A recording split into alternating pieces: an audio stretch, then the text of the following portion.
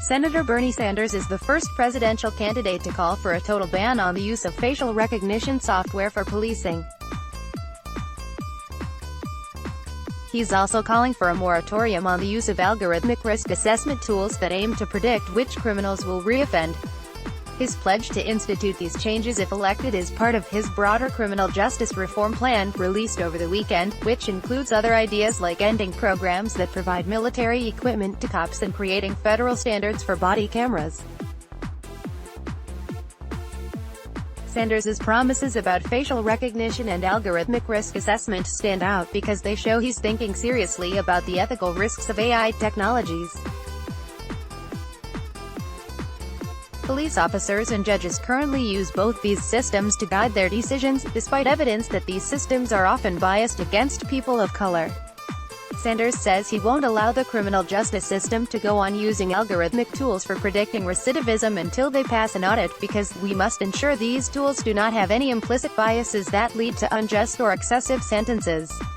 As a ProPublica investigation revealed, some of the algorithms used in courtroom sentencing do lead to unjust outcomes. A black teen may steal something and get rated high risk for committing future crimes, for example, but a white man steals something of similar value and gets rated low risk. The plan to audit these algorithms for bias makes sense, said Sanders' more radical plan to completely ban facial recognition in policing. Other candidates have expressed concerns about these technologies, but so far none have carved out as tough a stance on them as Sanders. Immediately after he called for the ban, the digital rights nonprofit Fight for the Future said in a statement that every other 2020 candidate should do the same. Sen. Elizabeth Warren released her own criminal justice reform plan on Tuesday, saying she'd create a task force to establish guardrails and appropriate privacy protections for surveillance tech, including facial recognition technology and algorithms that exacerbate underlying bias. She did not promise to institute a ban, but there are several good reasons to think a full-on federal ban is warranted in police use of facial recognition tech. Let's break them down. Facial recognition software, which can identify an individual by analyzing their facial features in images, in videos, or in real time, has encountered a growing backlash over the past few months. Behemoth companies like Apple, Amazon, and Microsoft are all mired in controversy over it. San Francisco, Oakland, and Somerville have all issued local bans. Some argue that outlawing facial recognition tech is throwing the proverbial baby out with the bathwater. Advocates say the software can help with worthy aims, like finding missing children and elderly adults or catching criminals and terrorists. Microsoft President Brad Smith has said it would be cruel to altogether stop selling the software to government agencies. This camp wants to see the tech regulated, not banned. Yet there's good reason to think regulation won't be enough.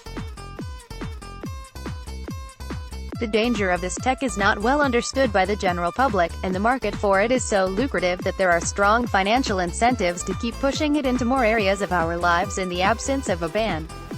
AI is also developing so fast that regulators would likely have to play whack-a-mole as they struggle to keep up with evolving forms of facial recognition. Then there's the well-documented fact that human bias can creep into AI.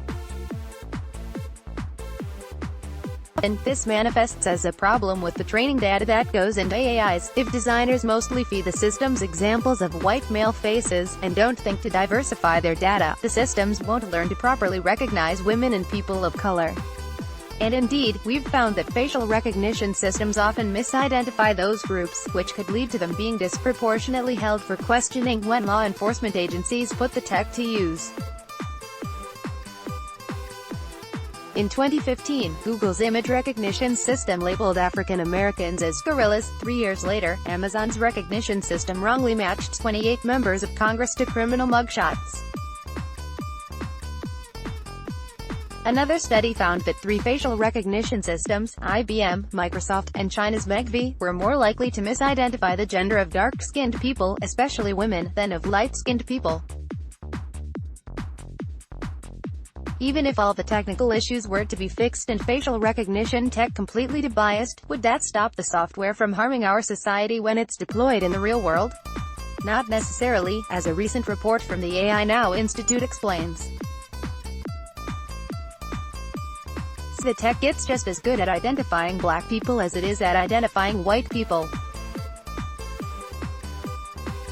That may not actually be a positive change, given that the black community is already over-policed in the US. Making black faces more legible to this tech and then giving the tech to police could just exacerbate discrimination. As Zoe Samudzi wrote at the Daily Beast, it is not social progress to make black people equally visible to software that will inevitably be further weaponized against us. Woodrow Hartzig and Evan Selinger, a law professor and a philosophy professor, respectively, argued last year that facial recognition tech is inherently damaging to our social fabric. The mere existence of facial recognition systems, which are often invisible, harms civil liberties, because people will act differently if they suspect they're being surveilled, they wrote. The worry is that there'll be a chilling effect on freedom of speech, assembly, and religion. The authors also note that our faces are something we can't change, at least not without surgery, that they're central to our identity, and that they're all too easily captured from a distance, unlike fingerprints or iris scans.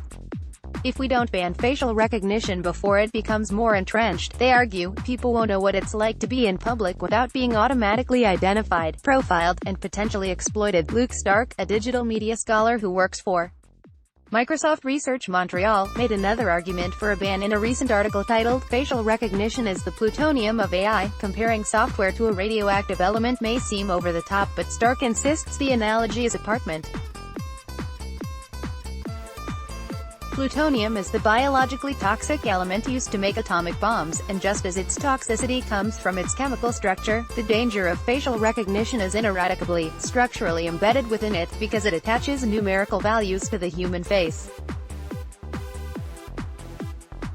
He explains, facial recognition technologies and other systems for visually classifying human bodies through that are inevitably and always means by which race, as a constructed category, is defined and made visible. Reducing humans into sets of legible, manipulable signs has been a hallmark of racializing scientific and administrative techniques going back several hundred years. The mere fact of numerically classifying and schematizing human facial features is dangerous, he says, because it enables governments and companies to divide us into different races. It's a short leap from having that capability to finding numerical reasons for construing some groups as subordinate, and then reifying that subordination by wielding the charisma of numbers to claim subordination is a natural fact. In other words, racial categorization too often feeds racial discrimination. This is not a far-off hypothetical but a current reality. China is already using facial recognition to track Uyghur Muslims based on their appearance, in a system the New York Times has dubbed automated racism. That system makes it easier for China to round up Uyghurs and detain them in internment camps. A ban is an extreme measure, yes, but a tool that enables a government to immediately identify us anytime we cross the street is so inherently dangerous that treating it with extreme caution makes sense. Instead of starting from the assumption that facial recognition is permissible, which is the de facto reality we've unwittingly gotten used to as tech companies marketed the software to us unencumbered by legislation, we'd do better to start from the assumption that it's banned, than carve out rare exceptions for specific cases when it might be warranted. Sign up for the Future Perfect newsletter. Twice a week, you'll get a roundup of ideas and solutions for tackling our biggest challenges, improving public health, decreasing human and animal suffering, easing catastrophic risks, and, to put it simply, getting better at doing good. Let's block ads. Why?